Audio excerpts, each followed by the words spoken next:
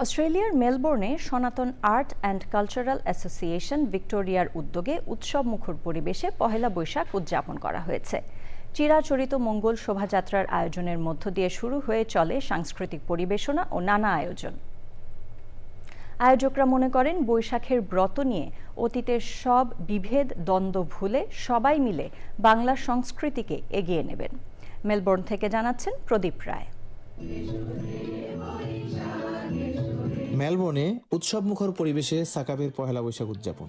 এসো হে বৈশাখ এসো এসো গানের সুরে ঐতিহ্যবাহী বাঙালি পোশাকে নববর্ষকে বরণ করে নেন প্রবাসী বাঙালিরা। অনুষ্ঠানের শুরুতেই ছিল শুভেচ্ছা বিনিময়।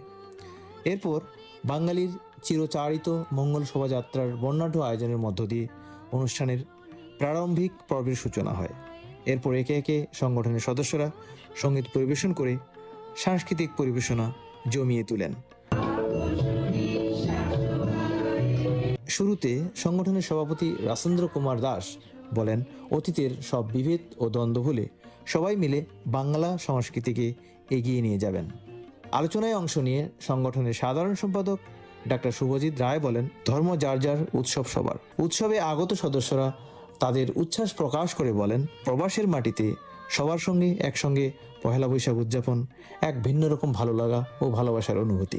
নববর্ষ তথা পহেলা বৈশাখ আমরা উদযাপন করছি আজ মহাসমারোহে। সবার জন্য বয়ে আনুক অনাবিল সুখ, শান্তি, পজিটিভিটি। হ্যাঁ, সবাইকে নববর্ষের শুভেচ্ছা। খুব ভালো লাগছে সাকাবের এই নববর্ষ উদযাপনে এসে। বিদেশে এসেও আমরা 100% বাঙালি।